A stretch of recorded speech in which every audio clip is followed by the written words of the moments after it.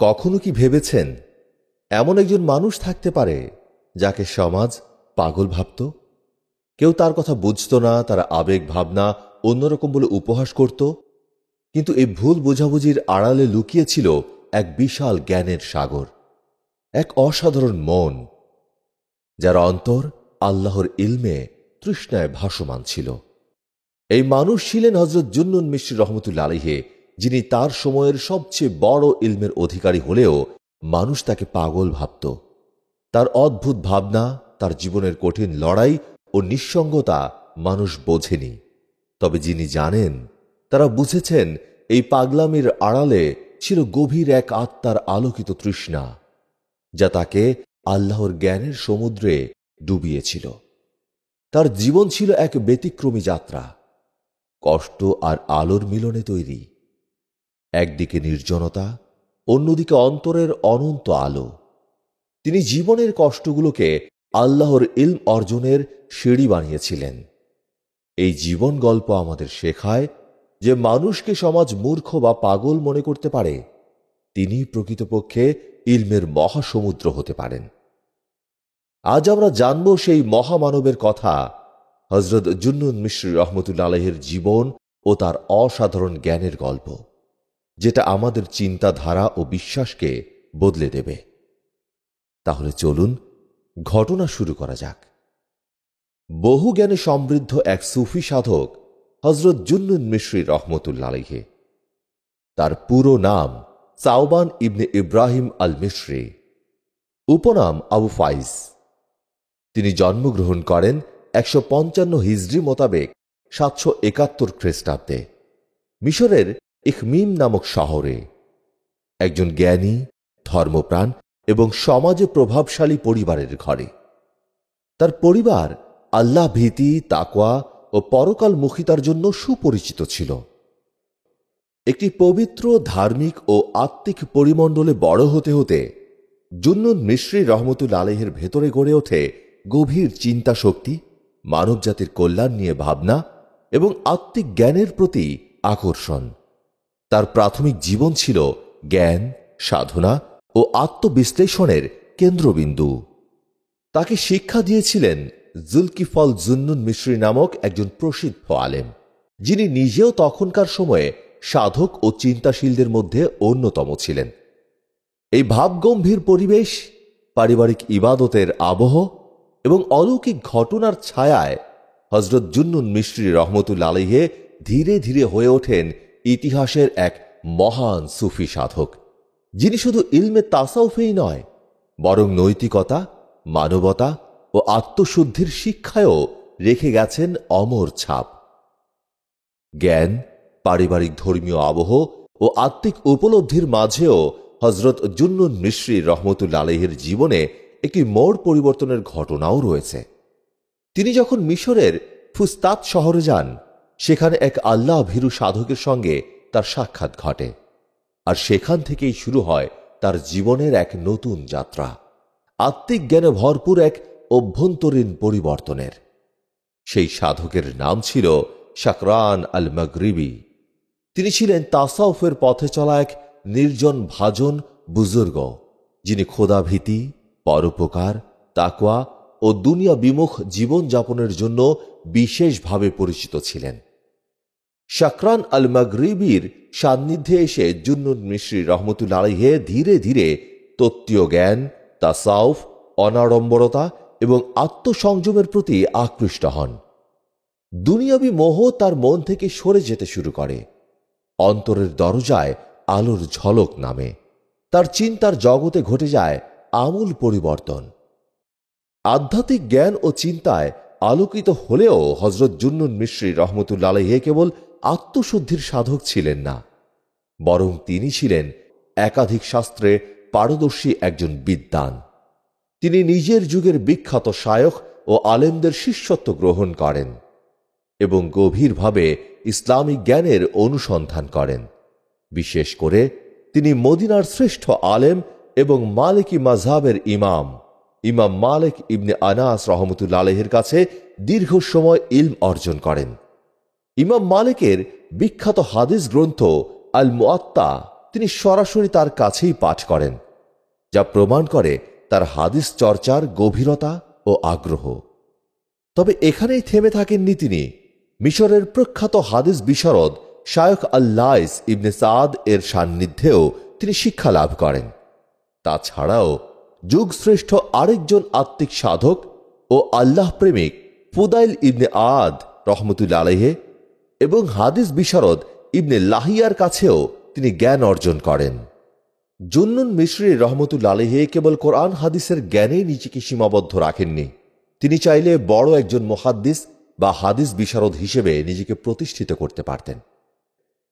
তবে এসব বাহ্যিক খ্যাতি, সম্মান ও জ্ঞানান্বেষণের মাঝেও হযরত জুন্নুন মিশরি রহমতুল্লাহ আলাইহি বেছে নিয়েছিলেন এক নিভৃত, দুনিয়া বিমুখ, ক্ষুধাভীতিপূর্ণ আধ্যাত্মিক জীবন। তিনি বিশ্বাস করতেন প্রকৃত মুক্তি ও জ্ঞানের চূড়ান্ত রূপ আল্লাহর প্রেম ও আত্মশুদ্ধির মধ্যেই নিহিত। তাই তিনি আল্লাহর জমিনে ঘুরে বেড়িয়ে ইবাদত বন্দিগি ও দুনিয়া বিমুখতার মাধ্যমে নিজেকে গড়ে তুলতে সচেষ্ট ছিলেন।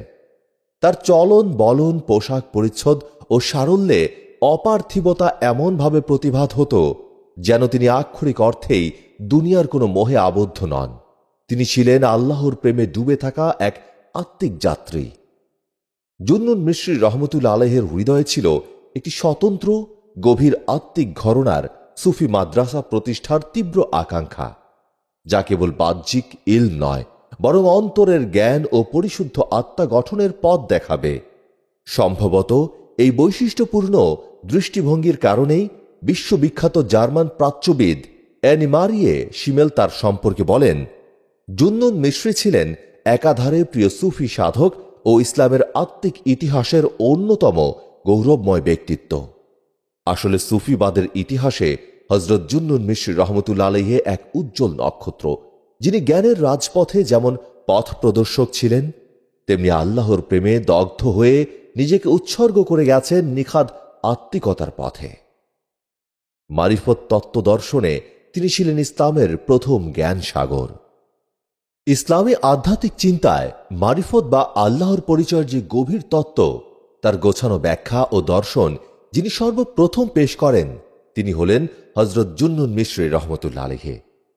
ইসলামের ইতিহাসে তিনিই প্রথম ব্যক্তি যিনি চিন্তার স্বচ্ছতা, ভাষার শুদ্ধতা ও তত্ত্বীয় বিশ্লেষণের মাধ্যমে মারিফতকে একটি পূর্ণাঙ্গ জ্ঞানতাত্ত্বিক কাঠামোতে উপস্থাপন করেন। জুন্নুন মিশরি রহমতুল্লাহ আলাইহির মতে মারিফাতুল্লাহ অর্থাৎ আল্লাহ সম্পর্কে সঠিক, গভীর ও অন্তরঙ্গ জ্ঞান এই জ্ঞানের চূড়ান্ত শেখর। তিনি বলতেন, বান্দা যে পরিমাণ তার প্রতিপালকের পরিচয় পায়, সে পরিমাণ নিজেকে তুচ্ছ মনে করে। আর আল্লাহর পূর্ণাঙ্গ মারিফত মানে নিজের অস্তিত্বকে সম্পূর্ণরূপে অস্বীকার করা।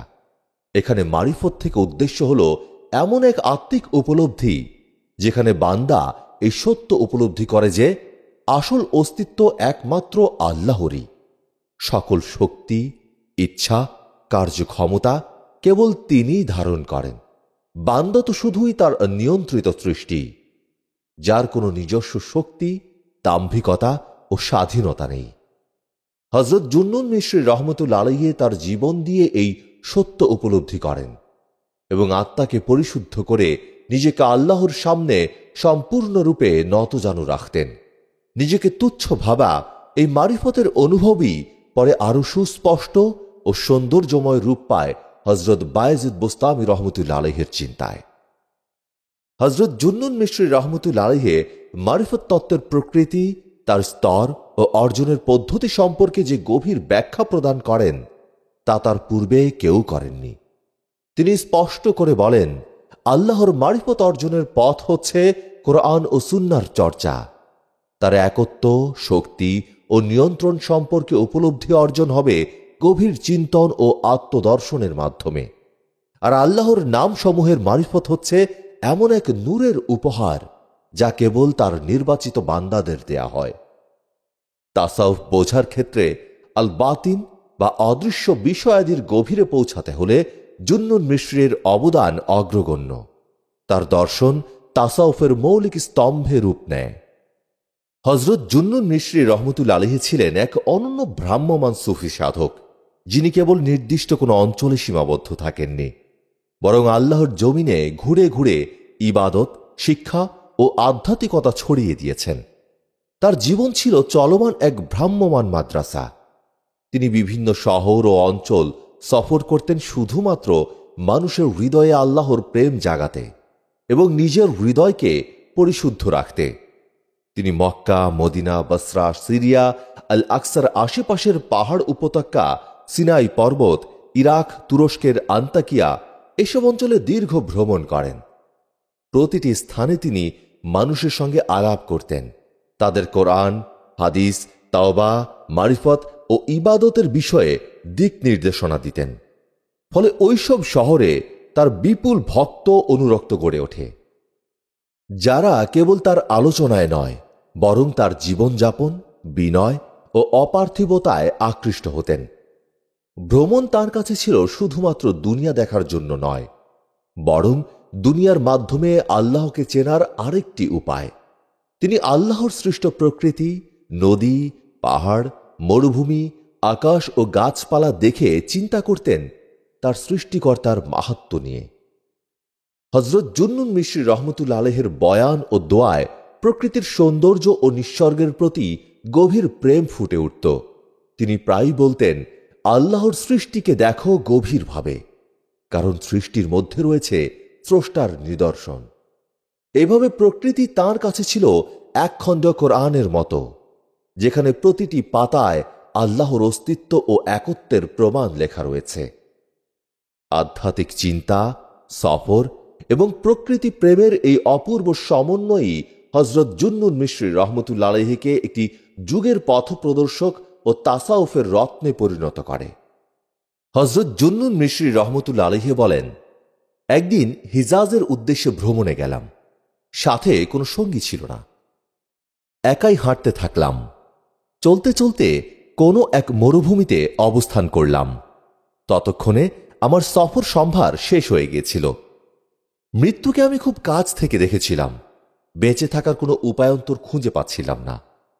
উত্তপ্ত ধূসর বালুরাশি মরীচিকার ন্যায় চিকচিক করছিল। হতাশার ঘাম বেয়ে পড়ছিল পায়ের পাতায়। হঠাৎ আশার আলো ভেসে উঠল চোখে মুখে। দূর মরুপ্রান্তে একটি বৃক্ষ উদ্ভাসিত হল। ঘন ডালপালার ভারে যেন মাটিতেই নুয়ে পড়ছিল গাছটি। মনে মনে ভাবলাম, একটু গাছটির কাছে যাই, কিছুক্ষণ ছায়া গ্রহণ করি, হয়তো এর মধ্যেই আল্লাহ যা করার করবেন। যখন গাছটির নিকটে আসলাম এবং তার ছায়ায় প্রবেশ করলাম, গাছের একটি ডাল আমার পানির পাত্রটি তুলে নিল, বেঁচে থাকার শেষ সম্বল পানিটুকুও ঢেলে দিল। আহা, এখনই বুঝি আমার মৃত্যু হবে। নিশ্চিত মৃত্যু ছাড়া আর কোনো পথ দেখছি না। কি করব এখন? গাছের ছায়াতেই মৃত্যুর প্রহর গুনছিলাম। কখন মালাকুল মৌত এসে আমার প্রাণ নিয়ে যাবে। হঠাৎ শোক সন্তপ্ত কোনো ব্যক্তির বিষণ্ণ কণ্ঠে ভেসে আসলো একটি আওয়াজ। সেই আওয়াজ বলতে লাগল, হে আমার রব, আমার সর্দার, আমার মনিব, এতেই যদি আপনি সন্তুষ্ট থাকেন তাহলে তা আরো পরিব্যাপ্ত করে দিন এবং আপনি আমার প্রতি সন্তুষ্ট থাকুন। এটাই চাওয়া আমার, এটাই আমার আশা। অতঃপর আমি উঠে দাঁড়ালাম। কোথা থেকে ভেসে আসছে এই আওয়াজ? তার আদি কারণ খুঁজতে লাগলাম। এক পর্যায়ে দেখলাম সুন্দর আকৃতির মায়াবী চেহারার একজন লোক ধুলোয় পড়ে আছে। চারপাশে শকুনের দল ঘিরে আছে। ঠুকরে ছিঁড়ে নিথর দেহ থেকে গোস্ত তুলে নিচ্ছিল তারা। কাছে এসে তাকে সালাম জানালাম। তিনিও সালামের উত্তর দিলেন। দুজনের মাঝে বাক্যালাপ শুরু হলো। তিনি বললেন, হে জুন্নুন, কিভাবে তোমার সফর পাথেও শেষ হলো? কিভাবে তোমার পানিগুলো পড়ে গেল? কেন তুমি মৃত্যুর অপেক্ষায় আছো? ততক্ষণে আমি তার শিয়রের পাশে গিয়ে বসলাম। তার রোদন ভরা হৃদয়ের কথাগুলো শুনে আমিও কাঁদতে থাকলাম। দুজনে মিলে এভাবেই দীর্ঘক্ষণ কাঁদলাম। একটু পরে দেখি আমার সামনে পাত্র ভরে খাবার পরিবেশন করা হল। তিনি পা দিয়ে মাটিতে আঘাত করলেন। সাথে সাথে সেখান থেকে ক্রমাগত পানি বের হতে লাগল। পানিগুলো ছিল দুধের চেয়ে সফেদ, মধুর চেয়ে মিষ্টি। তিনি আমাকে বললেন, জুন্নুন, খাও, পান করো, তোমাকে পবিত্র কাবায় যেতে হবে, কিন্তু হে জুন্নুন, তোমাকে আমার একটা প্রয়োজন পূরণ করতে হবে। আমি জানতে চাইলাম, কি সেটা? তিনি বললেন, আমি যখন মৃত্যুবরণ করব তুমি আমাকে গোসল দেবে এবং দাফন কার্য সম্পন্ন করে পশু পাখি থেকে লুকিয়ে রাখবে। তারপর তুমি হজ পালনের জন্য রওনা করবে। হজ থেকে ফিরে এসে বাগদাদে আসবে। বাগদাদে প্রবেশ পথে তুমি খেলাধুলারত কয়েকটা শিশুকে দেখতে পাবে, যারা বিভিন্ন রং বেরঙের পোশাক পরিহিত। তাদের মাঝে ছোট্ট একটি বালককে দেখবে, যাকে দুনিয়ার কোনো ব্যস্ততাই ইবাদত থেকে বিরত রাখতে পারেনি। দেখবে তার গালে কান্নার দুটো দাগ রয়েছে। সে হচ্ছে আমার ছেলে, আমার চক্ষু শীতলকারী। তাকে যখন দেখবে আমার সালাম জানাবে। যখন তার কথাগুলো শেষ হল, তিনি কালেমায়ে শাহাদাত পাঠ করলেন এবং শেষ নিঃশ্বাস ত্যাগ করে দুনিয়াকে বিদায় জানালেন। আল্লাহ সুবহানাহু ওয়া তাআলা তাকে রহমতের চাদরে আবৃত করুক। আমি তখন ইন্না লিল্লাহ পড়তে লাগলাম। অতঃপর তাকে গোসল দিলাম। আমার পুটুলির ভেতরে থাকা কাপড় দিয়ে তার কাফনের ব্যবস্থা করলাম। তারপর মাটিতে তার দাফন সম্পন্ন করে বাইতুল্লাহর দিকে সফর শুরু করলাম। মক্কায় এসে হজের কার্যাবলী আদায় করলাম। তারপর প্রিয় হাবিবের রওজা মোবারক জিয়ারতের জন্য মদিনায় হাজির হলাম। জিয়ারত শেষে আমি বাগদাদের দিকে প্রত্যাবর্তন করলাম। যখন বাগদাদে এসে পৌঁছালাম, তখন সেখানে ঈদ চলছিল। নানা রঙের রঙিন জামা পরে শিশুরা ঈদ আনন্দে মেতে উঠল এবং বিভিন্ন রকমের খেলাধুলায় মেতে উঠল। তাদের পাশেই লোকটির দেয়া বর্ণনা অনুযায়ী সে আকৃতির একটি শিশুকে দেখতে পেলাম। সত্যি প্রভুর ইবাদত থেকে কোনো কিছুই তাকে বিরত রাখতে পারেনি। তার মুখচ্ছবিতে পেরেশানির রেখা স্পষ্ট হয়ে উঠছে। চোখের নিচে দুটো দাগ রয়েছে। অধিক কান্নার কারণে হয়েছে তা। তাকে বলতে শুনেছি, লোকেরা সবাই ঈদের খুশিতে উঠেছে মেতে, আর আমি পুলকিত রবের জিকিরে ব্যস্ত। আজকে মানুষ রঙিন হচ্ছে ঈদের রঙে, আমি রঙিন হচ্ছি নম্রতা আর বিষণ্ণতার রঙে। আজকে মানুষ ঈদের গোসলে মার্জিত, আর আমি কলিজা ছেঁড়া অশ্রুতে সিক্ত। জুন্নুন বলেন, আমি তাকে সালাম করলাম। সে আমার সালামের জবাব দিয়ে বলল, স্বাগতম সে দূতকে যে আমার পিতা মহোদয়ের কাছ থেকে এসেছেন। আমি তাকে বললাম, তোমাকে কে বলেছে আমি একজন দূত হিসেবে তোমার বাবার কাছ থেকে এসেছি? উত্তরে সে বলল, আমার পিতার দাফনকারী সম্পর্কে যিনি জানিয়েছেন তিনিই আমাকে এসব বলেছেন। হে জুন্নুন, আপনার ধারণা আমার বাবাকে আপনি মরুভূমিতে দাফন করেছেন। আল্লাহর শপথ, আল্লাহ আমার বাবাকে সিদরাতুল মুনতাহায় তুলে নিয়েছেন। আপনি আমার সাথে আমার দাদির কাছে চলুন। এ বলে সে আমার হাত ধরল, আমাকে তার ঘরের দিকে নিয়ে এলো। দরজার কাছে এসে ছোট্ট করে একটা টোকা দিল। তখন ভেতর থেকে থুড়থুড়ে একজন বৃদ্ধা মহিলা বের হয়ে এলেন আমাদের সামনে। এসে আমার দিকে তাকিয়ে বললেন, স্বাগতম তাকে যে আমার প্রিয় সন্তানের মুখখানা দেখে এসেছে আমার চোখের প্রশান্তিকে। আমি তাকে বললাম, আপনাকে কে বলেছে এসব? এত কিছু আপনি কিভাবে জানেন? তিনি বললেন, যিনি আমাকে তোমার দেয়া কাফনখানা ফেরত দিতে বলেছেন তিনিই বলেছেন এসব। সকল মহত্ব আমার রবের, যিনি আমার ছেলেকে নিয়ে ফেরেশতাদের সর্বোত্তম দলটির সামনে গর্ব করেন। এরপর তিনি আমাকে বললেন, হে জুন্নুন, কোন অবস্থায় তুমি আমার ছেলে, আমার চক্ষু শীতলকারী, আমার আত্মার প্রশান্তিকে রেখে এলে? আমি বললাম, তাকে জনশূন্য ধুধু মরুভূমির বুকে বালি আর পাথরের মাঝে রেখে এসেছি, যার ফলে আল্লাহর কাছে আমি বড় এক প্রাপ্তি পেয়েছি। আমার কথা শুনে বৃদ্ধা মহিলা বালকটিকে বুকে জড়িয়ে ধরল এবং আমার দৃষ্টি থেকে তারা অদৃশ্য হয়ে গেল। আমি জানি না তারা কি আকাশে উঠে গেল নাকি মাটির নিচে ঢুকল। ঘরের বিভিন্ন কোণে তাদেরকে হন্য হয়ে খুঁজছিলাম, কিন্তু কাউকেই পাইনি। একটু পর শুনতে পেলাম একটি আওয়াজ, হে জুন্নুন, তাদের খুঁজে খুঁজে আর কত ক্লান্ত হবে? সারা দুনিয়া তাদের তালাশ করছে, কিন্তু পাইনি। আমি বললাম, তাদের কি হয়েছে? আওয়াজটি পুনরায় বলল, শহীদরা কাফের তরবারির আঘাতে মৃত্যুবরণ করে, আর এ সকল প্রেমিকরা আল্লাহর ভালোবাসায় মৃত্যুবরণ করে। অতঃপর তাদেরকে নূরের বাহনে তুলে নেওয়া হয়, যোগ্য আসনে সর্বাধিপতি সম্রাটের সান্নিধ্যে। তারপর আমি আমার থলেতে খুঁজতে লাগলাম। থলেতে এমন রূপে ভাঁজকৃত কাফন পেলাম যেমনটা ছিল লোকটিকে কাফন পরানোর সময়। আল্লাহ তাদের সকলের প্রতি সন্তুষ্ট হন। এই ঘটনা আমাদের শেখায় আল্লাহর প্রেম, তাওয়াক্কুল ও ইবাদত, এই তিনটি বান্দাকে আল্লাহর নৈকট্যে পৌঁছে দেয়। আল্লাহর সৎ বান্দারা কখনোই একা থাকেন না। তারা লোকচক্ষুর আড়ালে হলেও আল্লাহর দরবারে সবচেয়ে সম্মানিত হয়ে থাকেন।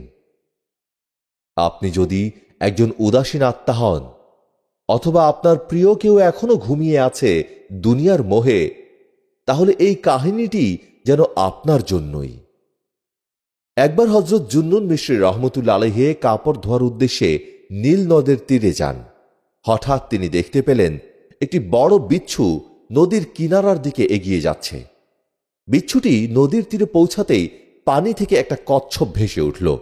বিচ্ছুটি কচ্ছপটিকে দেখেই দ্রুত গতিতে গিয়ে তার পিঠে উঠে বসল। সঙ্গে সঙ্গে কচ্ছপটি তাকে নিয়ে নদীর অন্য পারে চলে যেতে লাগল। হযরত জুন্নুন মিশরী রহমতুল্লাহ আলাইহি বলেন, আমি এ বিস্ময়কর দৃশ্য দেখে থমকে গেলাম। কৌতূহলবশত আমিও পানিতে নেমে পড়লাম এবং কচ্ছপটির পেছনে পেছনে নদী পার হলাম। অপর তীরে গিয়ে দেখি বিচ্ছুটি কচ্ছপের পিঠ থেকে নেমে একটি নির্দিষ্ট দিকে ছুটে চলেছে। আমি তার পিছু পিছু চলতে লাগলাম। কিছু দূর গিয়ে দেখি এক তরুণ যুবক ঘন গাছের ছায়ায় গভীর ঘুমে মগ্ন। আমি মনে মনে ভাবতে লাগলাম, নিশ্চয়ই এই বিচ্ছুটি যুবকটিকে দংশনের জন্য এসেছে। হঠাৎ চোখে পড়ল একটি বিষধর সাপ ধীরে ধীরে সেই ঘুমন্ত যুবকের দিকে এগিয়ে আসছে। ঠিক তখনই বিচ্ছুটি তীব্র গতিতে দৌড়ে গিয়ে সাপটির মাথায় চড়াও হয়ে দংশন করল। সঙ্গে সঙ্গে সাপটি ছটফট করতে করতে সেই স্থান ত্যাগ করল। বিচ্ছুটি এবার আবার নদীর দিকে ফিরে গেল। কচ্ছপটি তখনও তার অপেক্ষায় ছিল। বিচ্ছুটি কচ্ছপের পিঠে উঠে পূর্বের পথ ধরে ফিরে গেল তার গন্তব্যে। হযরত জুন্নুন মিশরী রহমতুল্লাহ আলাইহি বললেন, আমি এ অলৌকিক দৃশ্য দেখে আবেগে আপ্লুত হয়ে একটি কবিতা আবৃত্তি করতে লাগলাম। হে ঘুমন্ত যুবক, তুমি গভীর ঘুমে বিভোর, অথচ মহাপরাক্রমশালী আল্লাহ তোমার অজানা বিপদ থেকে রক্ষা করছেন। কিভাবে তুমি এমন সুখনিদ্রায় আছো যে আল্লাহর নিয়ামতের বৃষ্টি তোমার জীবনে প্রতিনিয়ত ঝরছে? ওঠো, ঘুম ভেঙে চেয়ে দেখো আল্লাহর কুদরত কত মহান। তার কৃপা না থাকলে তুমি আজ হয়তো জীবিতই থাকতে না। আমার কবিতা পাঠের শব্দ শুনে যুবকটির ঘুম ভেঙে গেল। আমি তার কাছে পুরো ঘটনাটি খুলে বললাম। ঘটনাটি শুনে যুবকের হৃদয়ে প্রবলভাবে দোলা লাগল। সে বিহ্বল হয়ে পড়ল। তার চোখ দিয়ে অনবরত অশ্রু ঝরতে লাগল। দুই হাত তুলে সে মহান আল্লাহর দরবারে কাঁদতে কাঁদতে তওবা করল। আল্লাহর এই অলৌকিক কুদরতি দেখার পর সে গুনাহের জীবনের প্রতি ঘৃণা প্রকাশ করল এবং সিদ্ধান্ত নিল জীবনের বাকি সময় শুধুমাত্র আল্লাহর পথে কাটিয়ে দেবে।